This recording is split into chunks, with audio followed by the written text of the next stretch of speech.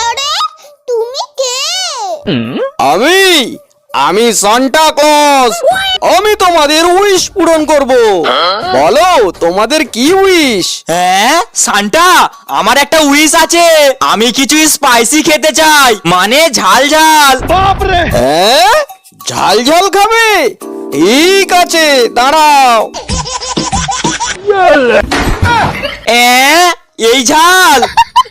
Santa কাকু আমার একটা উইশ আছে। আমি না খুব রোগা, আমি মোটা হতে চাই। হ্যাঁ, তুমি মোটা হতে চাও? গিলি গিলি গিলি গিলি গিলি চু।